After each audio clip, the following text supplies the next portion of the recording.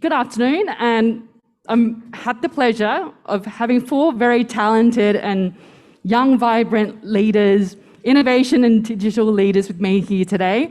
So just before we kick off the session, why don't I just get yourself to introduce yourself to our audiences? Perhaps you first, Andrew? Yeah, hi. So good afternoon. It's a pleasure to be on this panel to share. So I'm Andrew Yang from Sino Group. Now, Sino is one of the major developer in Hong Kong, and we built up I head up the innovation department. That we are an internal function department. We look at connecting our group with innovations, and of course that includes data, which is one of the key focus lately as we look at it. So we've been trying to do a lot more about using data and innovation in the property sectors and PropTech, but I also look at, and we all know each other, I do a lot of startups, investment and other exploration as well. Thank you. Great, thank you, Andrew. John? Hey, thanks also for inviting me here. So I'm John Trotter. I work for QBE, a large Australian insurer. I'd probably describe myself more as a financial services guy than just an insurance guy. I've worked for banks and insurers over my time. I'm really a partnership person these days. I've originally started doing M&A many years ago, but increasingly nowadays it's all about setting up new partnerships, ecosystems, that type of stuff. And I'm lucky enough to have worked across really a wide range of industries doing exactly that. So banking and insurance, as you'd expect, but many others, utilities, telco companies, digital platforms, payment networks, a whole host of different partnerships. So I'm really interested where this discussion can go given our very broad experience. Thank you, John. Matthew? Yeah, this is Matthew Chan from Jardine Restaurant Group. We operate Pizza Hut, KFC across Hong Kong, Taiwan, Vietnam, and Myanmar. So I head up the digital and innovation functions in this group. So one of the key areas is to establish the digital ecosystem for the group. At the same time, we need criticals to incorporate new business model to ensure the group can really, in a healthy approach with a sustainable business model in the market.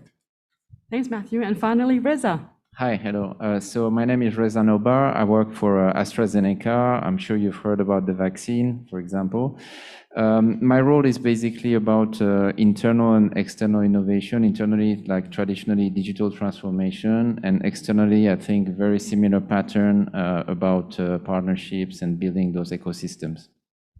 Great. So let us begin.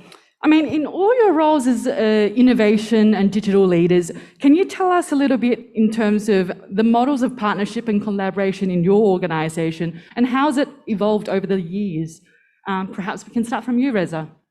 So I'm going to make it concrete. So over the last couple of months, we signed, for example, a very interesting partnerships with the Hong Kong Science and Technology Park. It's around oncology. So we all have come across oncology, cancer, that type of things. So the idea here is to bring some potential, I wouldn't even say startups, but companies which probably would have a promising future. Our job as a company is not a VC or whatever. It's more to bring those ideas to build something patient-centric. So on that, I think this is a theme which is quite common across industries. And to try to, as AstraZeneca, help them benefit of the scale we have in China. What does it mean? In China, we're number one. We have 20,000 people. So if a company wants to bring, for example, a new drug, new solutions, we can help them accelerate the clinical trials or any type of combination with our drugs. It can be digital, it can be diagnostics. So this is, again, building that seamless, patient-centric solution. Matthew? Yeah, we do work with Science Park as well. At the same time, I think lots of digital player in town, we do have some collaboration, but I think that won't be our highlight for this. I think most of you guys are working with them. One of the case I want to share with you is really interesting because when we have partnerships or co-op with different players in market, giant company, we work with them. Small startup, we work with them. But when we work with small startup, we always come with a purpose. So ESG is really critical for us, especially for F&B sector. There's lots of potential wastage in the process. So we work with a startup from HUST. It's a student-based startup called Breer. Actually, they run several startups, but one of the team or business that they're running is called Breer. They turn food waste into craft beer. So we work with them to turn our pizza dough, unused pizza dough, because we make pizza daily in the store. So whatever left over, we will probably for sure. So we turn those pizza dough, make use of this team to co-work with them to turn it into craft beer. And we even co-create a brand based on this concept called Based from scratch. So this is something we focus on. We want to really co-create something with those innovative talents, but not just to tap on some organization. They have specific capability. So that is the way how we work right now. Great, thank you, Matthew. And John, what about you in your insurance world? Yeah, I don't know if I can even get close to craft beer as a partnership. It's pretty cool. Yeah, I mean, just kind of back to your question and how things have changed. I've been doing this for quite a while now, and I think there's definitely more partnerships than there used to be. There seems to be an appreciation amongst corporates that they can't do it all themselves. They can't build everything themselves. They can't have every idea. They certainly can't execute as well as some other companies. So that's a trend that I think probably everyone, regardless of background that's here, will have seen and will kind of understand. In financial services, I would say there's probably 3 pillars of partnerships that seem to be forming more regularly now. So there's distribution partnerships, which historically have been through banks, but increasingly now there's different kinds of players looking to monetize their customer base or create loyalty through having a bigger share of wallet. And that can go across a wide spectrum of industries, which I think we'll probably talk about later. There's innovation partnerships, which I think many of these guys here are doing. So startups, fintech, insurtech, that kind of ecosystem play. And then there's data partnerships, which is really the ecosystem play that we've talked about, which is largely complementary data and adding partners to an ecosystem that can add value through the data that you can get access to. So that's probably the trends I've seen. Where it'll go from here, I don't know. Great, and Andrew. Yes, we similar to the other speakers. In our industry, property is a very traditional industry that they don't do a lot. And in the field of developing something. So in terms of partnership, we've been looking at 3 levels. One level is the ecosystem. So in our group, we created an innovation lab, which is, we're open to a lot of people to visit. And we make that an open platform. And we use that platform to engage startups and companies from overseas, etc. So that's an open platform. We're building the ecosystem. The second one I'd like to share is that we then cut across. We thought that all the property developers could come together and share innovations. So, because we do not compete with one another. I mean, we build land and we probably build property together. So we have a group called the PropTech Alliance of Hong Kong, where I think Hong Kong Land, ourselves, Jardine, and quite a few others, Newer and etc. Lam Fong, we all came in, and the innovation teams of this property group, we then share partnership in terms of info, who's better, and what we should be looking for. How do we do the due diligence on all those? So that's really about partnership across our similar. Not competitor, similar players in the industry, and share that. And then the third level, what we're looking at right now in the future is maybe in one area of like data functional exploration, we might begin to say, well, can we share data across the PropTech groups, Alliance Group, because we can kind of more trust one another. But within those domains, we can then come together and maybe we will pick something out of it. So I guess we just been, I mean, we're in early stage of starting that, but it is in that direction. Thank you. I think what I've just heard from all of you coming from all different industry, one of the main keywords that I keep listening would be collaboration, really to work together in terms of all the different partnership that we deal with. So can you share with us what would be your one or two kind of secret ingredients in building that strong partnership, whether is it revenue generation, is it for branding for your organization? Perhaps we should start with you, Andrew. Okay. For us, I think a bit of a brand, saying, you know, because it is a trend that everybody needs to address. But for us, I think fundamentally, we're looking at cost saving or energy saving. So if I share an example, we've been, that's been a key driver for us, even though we experienced the last 2 years of difficult times in Hong Kong and COVID, etc. But I think the primary driver for us is about carbon zero, it's about less emission, and it's about energy cost. So within that, we were able to build some excellent partnership with several company. I mean, CLP is one of our partner, another local company, and we are testing models of using AI to help us to analyze data and then help us to reduce energy costs. So, but the key driver of it is that there needs to be a carrot dangling in front of us, and that usually means cost saving.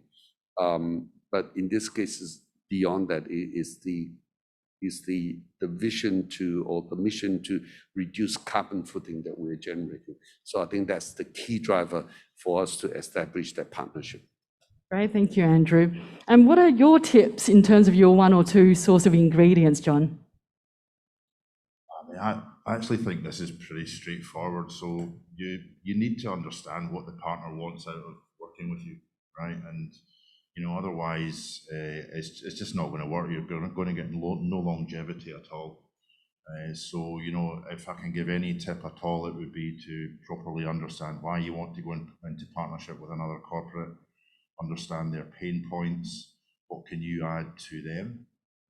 You should be clear about what they can add to you. That's why you want to do it. But you know, I think it's that. It's really just understanding what you're going into and why, and then you can structure things to make it advantageous for both sides. If I can digress very slightly, I remember doing a very one-sided deal many years ago in Eastern Europe, where the partner guaranteed our annual income upfront. So we got the cigars out, we were celebrating that we'd already made our annual income on day one. And as soon as they realized that they couldn't make any money from it, the customer service dropped, they put interns on the front desk, there was no marketing spend, everything got very untidy, and we lost as a brand because of it. So I think creating that win-win, knowing why you're doing it, is the most important thing. And I cannot agree with you in terms of your point about making, it's really important knowing what your customer wants. So for you, Matthew, in the F&B sector, what are you seeing and what would be your recommendations in terms of the one or two source of ingredients? Yeah, I will ride on John's point because we are B2C business, so being customer-centric is the key. So how to really discover their need and then with kind of effective way to address those needs to bring in value to them is definitely the key. So really back to the partnerships or collaborative approach in the ecosystem with other partners. But that is the key concern or key focus that we need to stick with. For commercial point of view, I think including ourselves and I guess the partner as well, every partners, they aim for some incentive, maybe financial incentive, maybe intangibles element like brandings, PR events, or they want to have a test case in order to open the market. So I think this kind of common understanding about each partner's need and then compromise a kind of arrangement. I think this is something quite reasonable for the need of the customer. that is something that we can't compromise. So I think that is something we quite focused on. One example I really appreciate, even for big company like Google, Nikita is right over there. We work with them for a customer-centric project. Actually is a CDP project. So I think her team and her partner really showcase these attitudes. The organization definitely much complex than mine, but they will address lots of things. So I really appreciate for Nikita's help. I think that is a key area. And after that, there's for commercial point of view again, for a organization, for me, I definitely we are kind of a client side for lots of partners. But at the same time, what kind of other value we are quite focused on, because if we only stick with the P&L, we never able to work with some partners or compete with others. So what kind of additional value you can create for the partners is something we always keep it in mind. So what can we do for them? And that's why we know their need, or we guess their needs, and after that we think about what we can really help them in this perspective. Once we identify all this stuff, then I think it's quite straightforward to roll it out. Yeah, so some new things will come out naturally. Yeah, that is how we work. So I guess the key message from you is really creating that value, right? Okay, and Reza. So I think the title of the panel is about monetizing, if I get it correctly. So to me, it's learning to say no.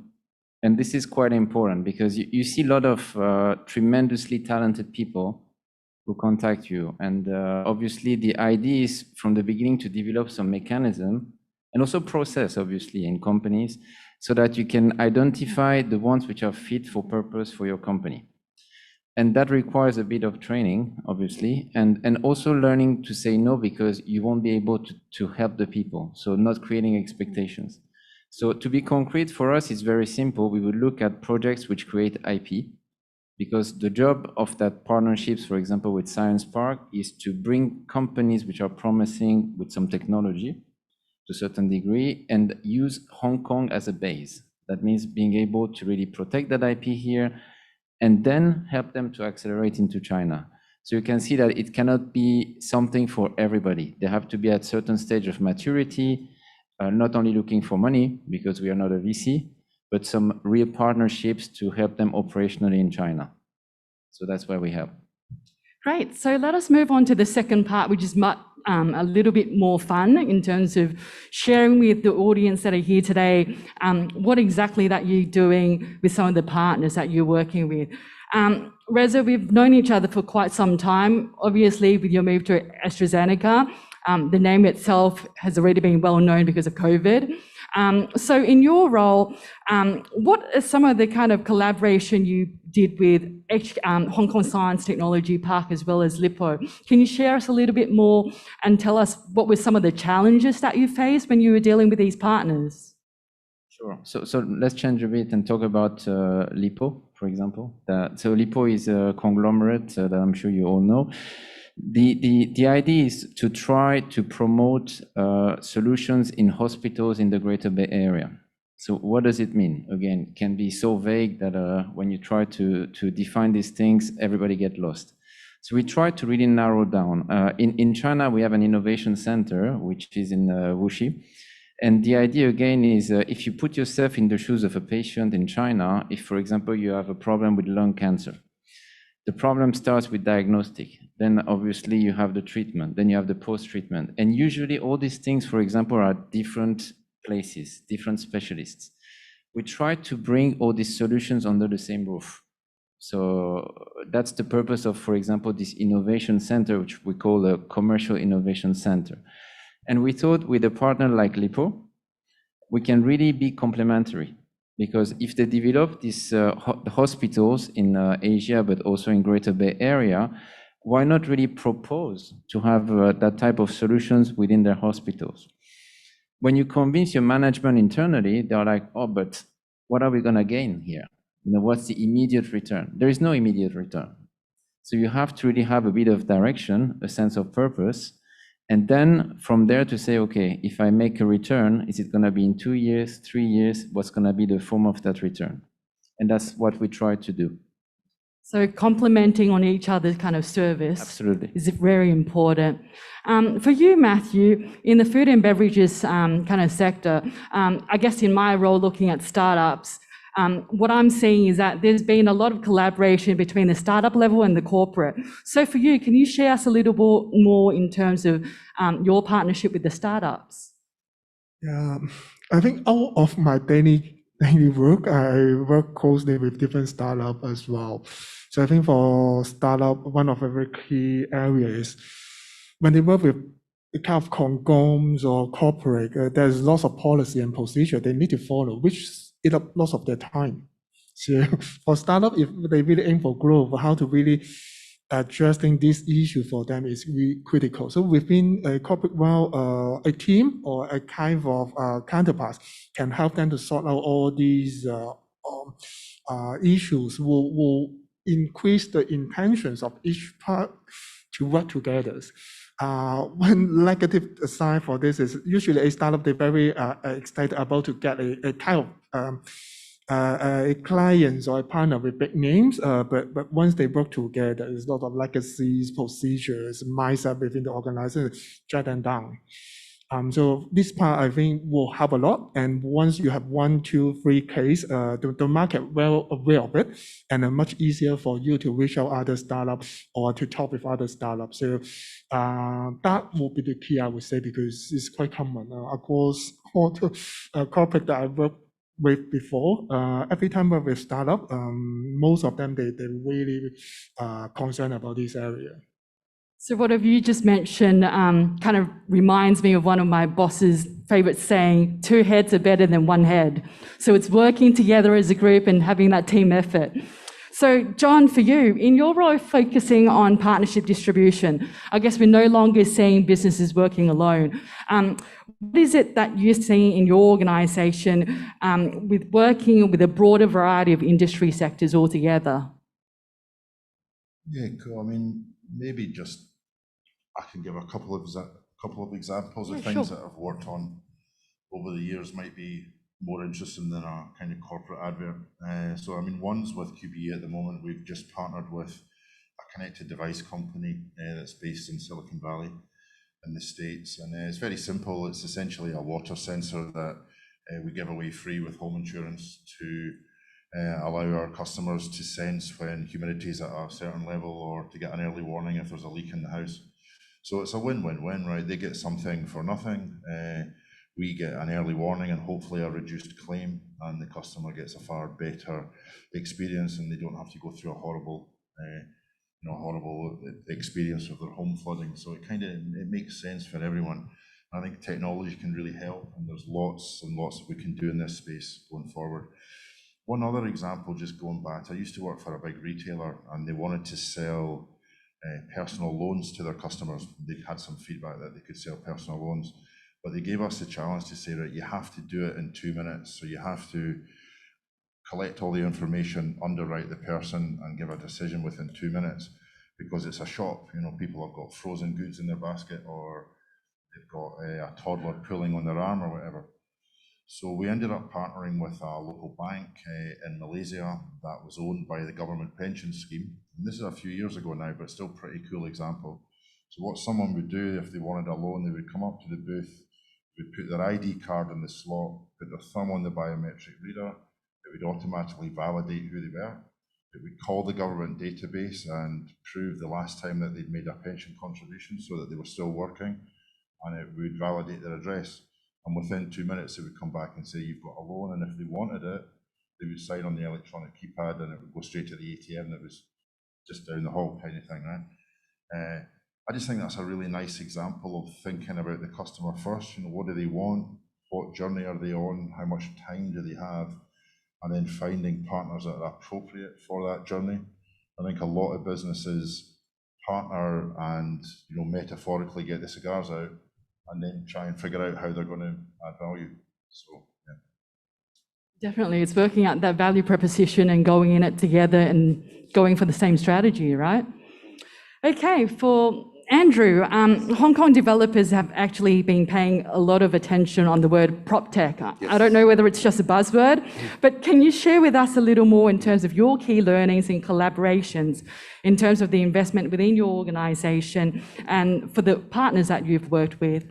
Right. Well, I guess the word prop tech has been the bustling word globally, started US and Europe, and it's now when we define prop tech, it's really about technology being used in our property, on our assets to make us more functionally efficient, et cetera.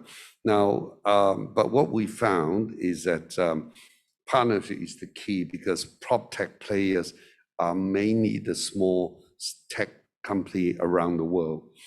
So in this domain, we learn to become embracing. We learn to work with other, as I shared earlier on, we have a prop tech alliance amongst the property developers that we actually share about who we found, and we share who are you using, and in that way, because if a tech company work for us and then partner with another developer, we actually get more out of it, because everyone's experience may be different in using the technology.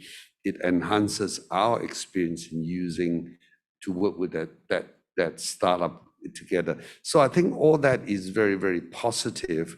And with the zero carbon emission and all these corporate goals, ESG, and now with COVID and with energy target and all that, and that is really driving us to do even more. So I think we certainly see our exploration with this partnership in the past few years is really helping us to really expanding fast in this area to meet the targets that we need to meet. Yeah. Thank you, Andrew. And obviously, back to what you were just mentioning, ESG is also something that we all basically hearing a lot about as well. So moving on to the next topic, we heard from the earlier speakers today the word data. My next question is for Matthew and John. I guess both of you working under a global organisation, have you explored how new technologies and business partnership modernising your organisation through this data supply chain, and basically trying to get the relevant real data insights to your client at ASAP? What are your views on that? We are quite serious about these topics, not just on the commercial return, but how to really governance the whole mechanisms, how to ensure this is something under good governance and compliance, at the same time can really show the effect. So internally, we do further invest to gain more first-party data for internal teams to roll it out. But as other corporate, everyone above it, within only internal data is not enough. So so-called external data, I would say we not really partner with other corporate to let two databases interlink to each other. This topic is a little bit sensitive. If direct do some exchange, no matter if it's related to PCI or non-PCI. So this part we don't touch it. But for some open data, like weather, traffic situations, if the open API in banking industry in Hong Kong being open, a lot can be due. And there is a previous sections presented by Wilson Park and White, the Will loyalty program that your team did. I think it's something interesting in terms of campaign levels collaboration. I think we can run lots of things, but direct head-to-head database level, I think that is something is really in a great area. If touch it, will have lots of resources really need to jump in, no matter from the compliance science or ongoing monitoring. So I think it's quite straightforward. Any things that don't touch PCI on this area, open data, then we will grab it in to further enhance our accuracies to I can't say predict, but at least to analyze what works for our business. Let's say weather is really critical for us, but I think weather, everyone can touch about it.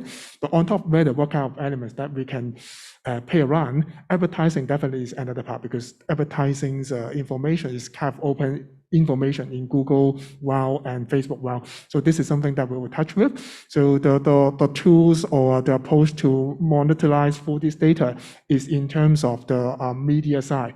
So there are lots of marketing technology able to address all these needs in this area. So this is how we are making balance in this topic right now.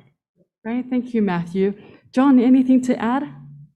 Yeah, thanks. I actually agree with a lot of what Matthew said. I think we have to be really careful just collecting more and more data. An ex-CEO of mine used to use the term cool to creepy. And at what point does having data stop being cool and starts being creepy for customers? And I think it's always a good sense check to kind of think back to that. I mean, there's lots of cool stuff going on, even in the insurance industry, around data. I think sometimes at conferences like this, we tend to over-engineer stuff when we talk about big data and AI and stuff like that. And certainly for insurance, just sometimes really simple data points can make a massive difference.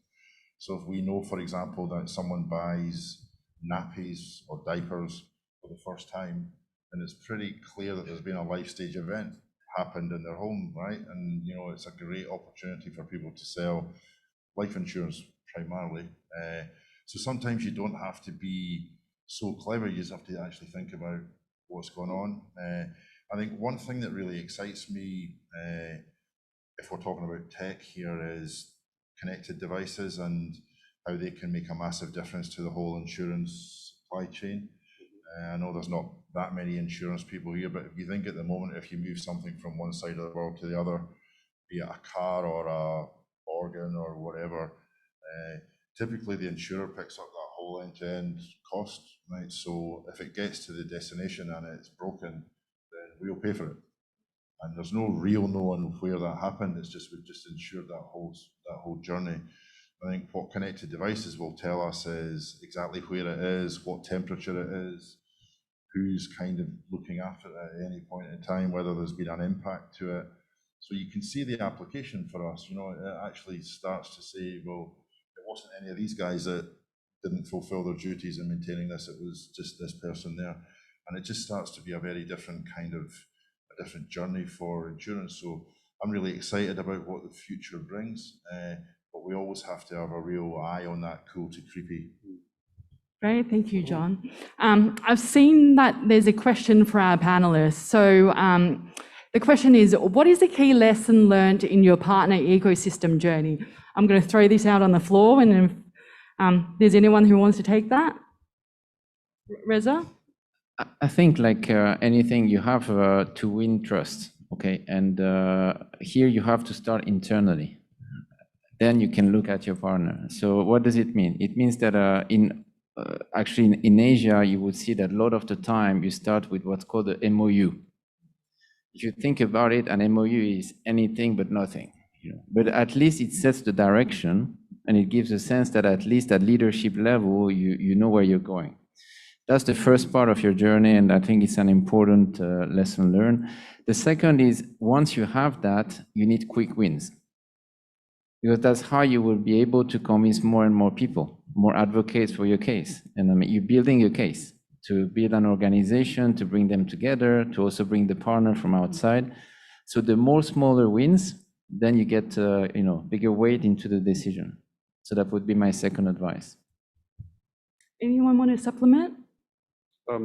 Maybe I'll chip in there as well, that what we found, I mean, you mentioned a point about having the external partnership and the MOU, but another aspect that I found that is important is the buy-in process for my internal system, because whatever partner we can find, if I don't have the buy-in, the partnership inside, we're not going to make that work. So I think the early stage of getting them aligned to see the value is very important to make sure the partnership works.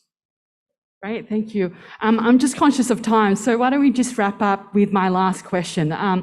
For the panelists, what would be your one word of advice for our audiences today in terms of accessing the opportunities out there for monetizing partnership?